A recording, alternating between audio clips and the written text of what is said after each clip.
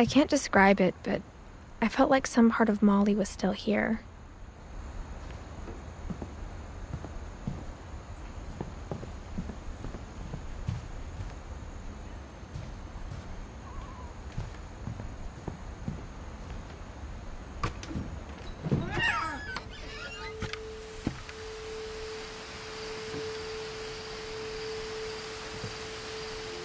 This will be obvious later, but my mom never told me any of these stories. Edie would have, but Mom didn't like bringing up the past. Though, when we adopted a stray kitten, she was the one who named it Molly. I spent a lot of time in Great-Grandma Edie's room. We got along, and it was a good place to hide from my mom. When Edie told people Sven was killed by a dragon, she could also have said he was building a dragon-shaped slide that collapsed. She could have, but she didn't. Even in her 90s, sometimes Edie seemed a lot younger than my mother. Her room was like a museum.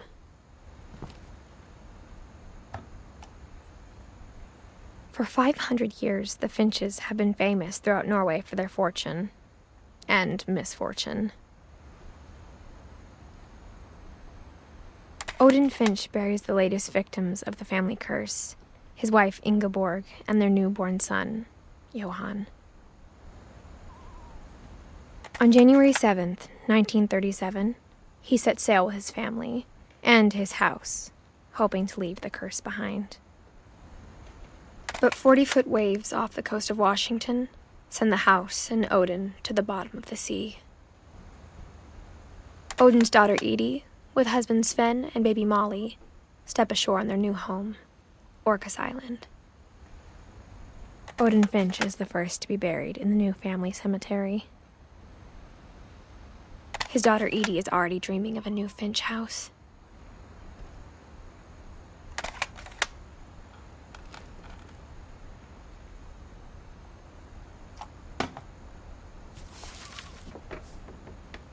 Whatever's wrong with this family, it goes back a long ways.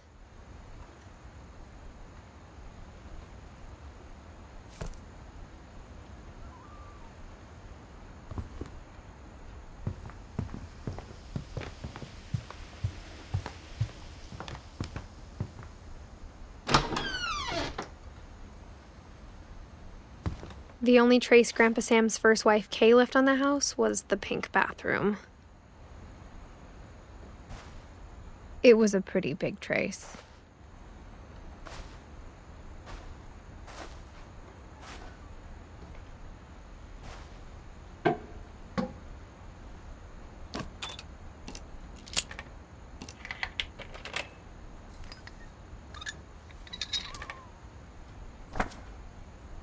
There's a secret in this bathroom. It's in the last place you would look. It isn't in the cupboard.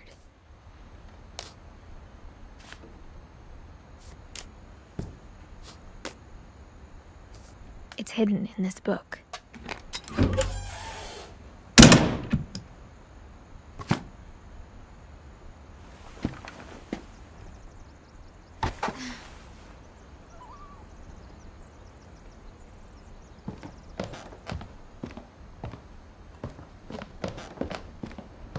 From the paintings on the wall, it was clear my brother Milton had been here before me.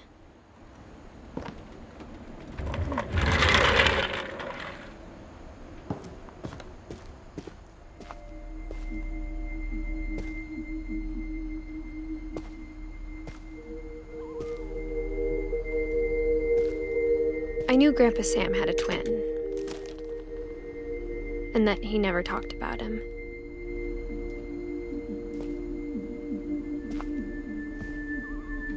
I guess my grandpa didn't like history any more than my mom did.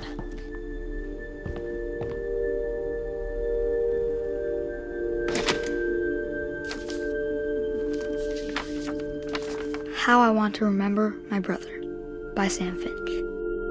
The thing I remember is that when he made up his mind, that was it.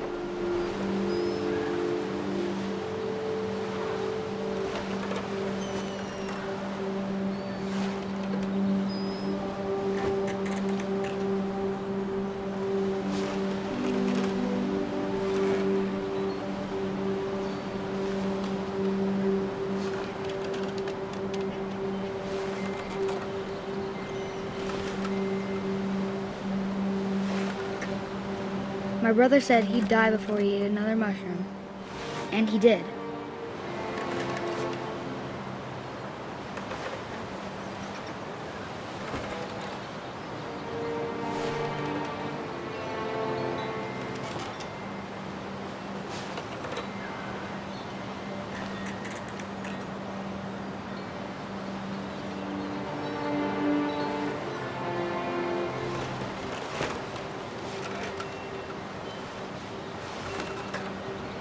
At Barbara's funeral, we swore we'd never be afraid again.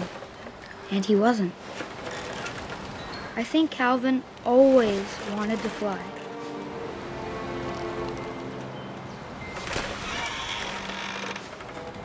Sam! Calvin! Dinner's ready! Coming! But that day, he finally made up his mind to do it. I told him going around was impossible. Maybe if I hadn't said that. Calvin, I'm not gonna tell you again. Maybe if the wind hadn't picked up. Then maybe he'd still be here. But I doubt it. I think he'd already made up his mind. That's what I want to remember about my brother.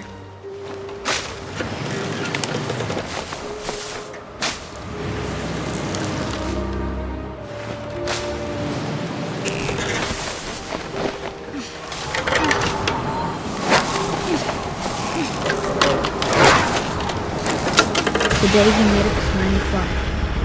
And he did.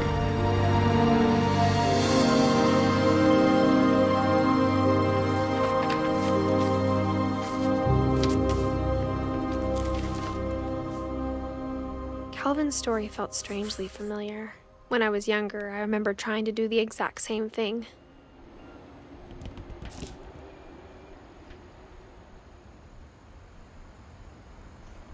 After the funeral, Edie roped off Calvin's half of the room.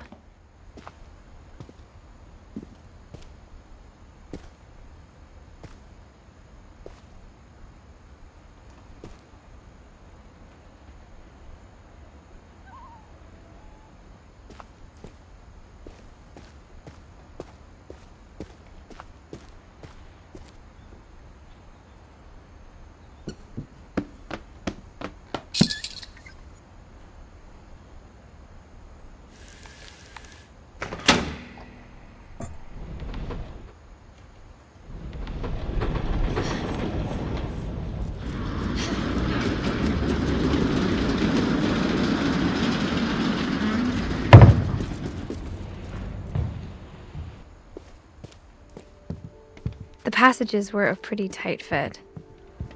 They'd obviously been built for smaller hands and bellies.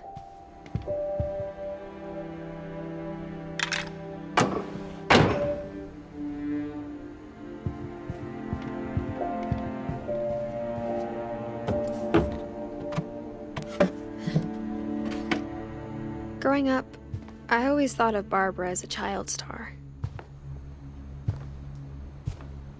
I never thought about how hard it must have been for her afterwards.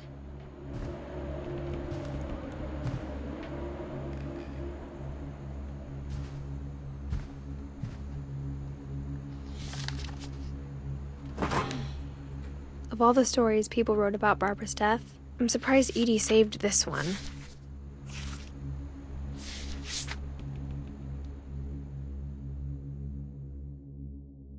Old Jack here with another ghastly tale inspired by America's most unfortunate family.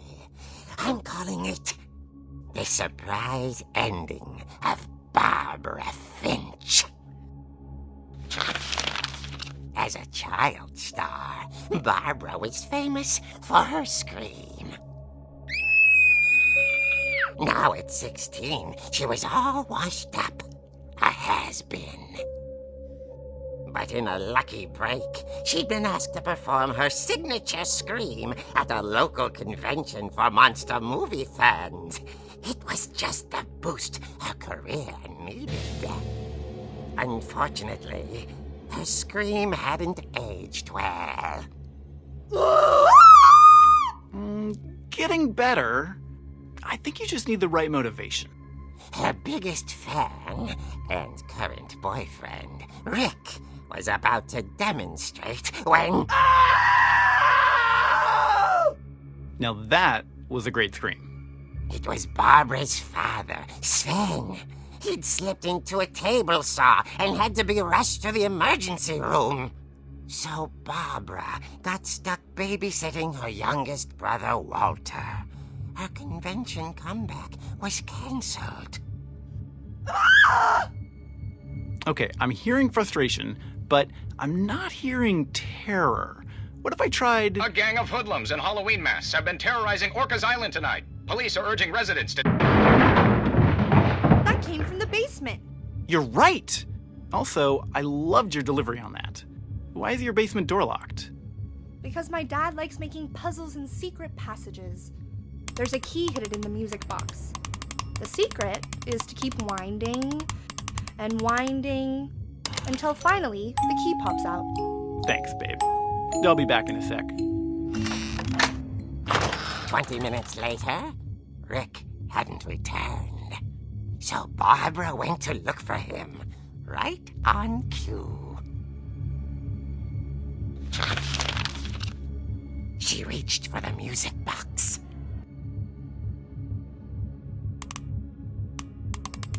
And as she wound the key, she listened for Rick, but the house was silent.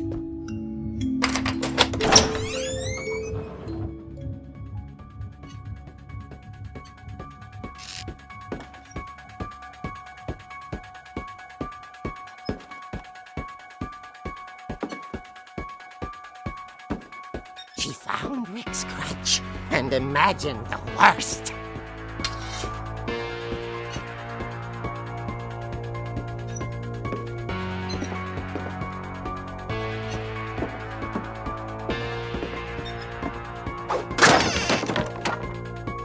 The gang's leader is the infamous Hookman Killer, Dr. Carl Hamill, who impaled and then ate his family 10 years ago tonight.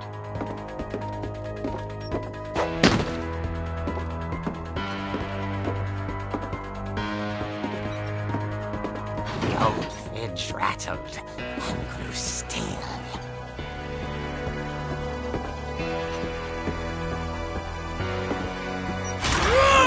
Oh dear! Oh! Rick? Barb, relax. I was just trying to scare you to help you find your scream. Well, I'm not scared, Rick. I'm furious. Then act furious. All I'm getting from you now is that you're hurt and confused and you're... She threw him out, but she kept a little something to remember him by. Barb, have you seen my other crutch? And she was still holding it when she fell asleep watching the late picture show. Hours later... Barbara! Walter, what's going on up there? Ah! Okay, I'm coming up, but if this is a trick, you're dead, Walter.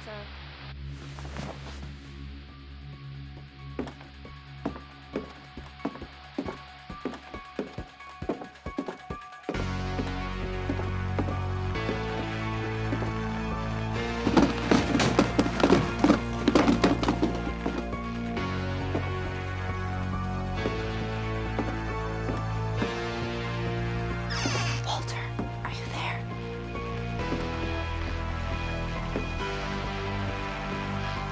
Walter had vanished, but his bedside radio was still on.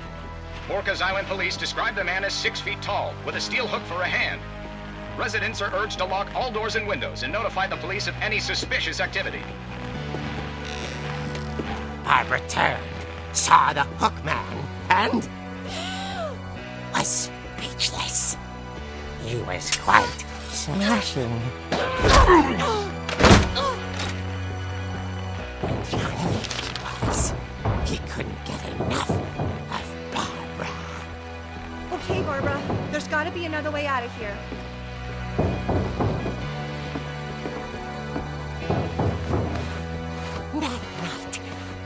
played her part beautifully.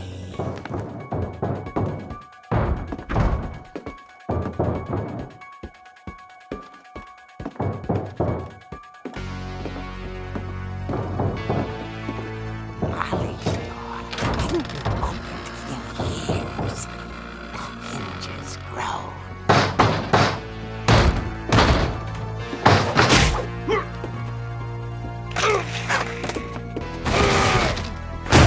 He wasn't moving, but she sensed the story might not be over yet.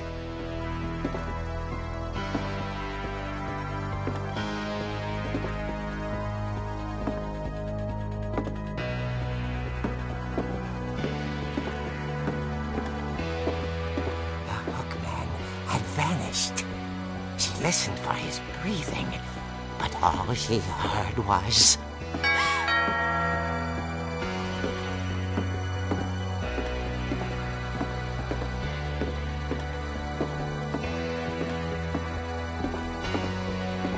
Someone at the door was dying to speak to young Barbara. At the door, she heard whispering. It was coming from inside the house.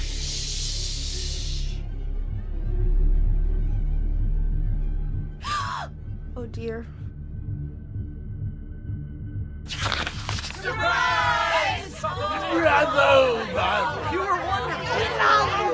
The monsters had come to surprise her. For Barbara, it was a dream come true. Then she saw what kind of monsters they were, and she realized what was about to happen. She was going to be famous. And with her final breath, Barbara Finch gave the performance of her life.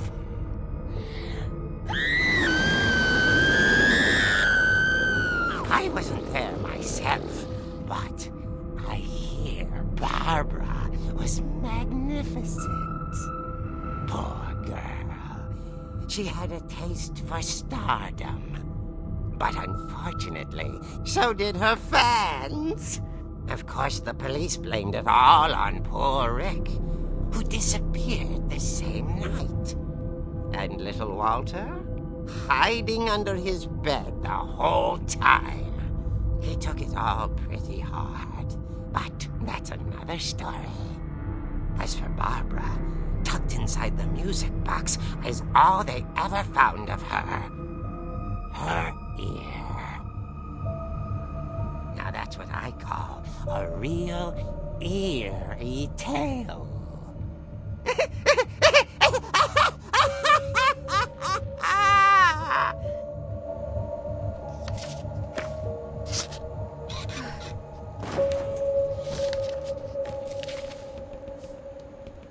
Edie told me all Barbara wanted was to be remembered, as absurd as that comic was. Maybe what Edie saw was a happy ending.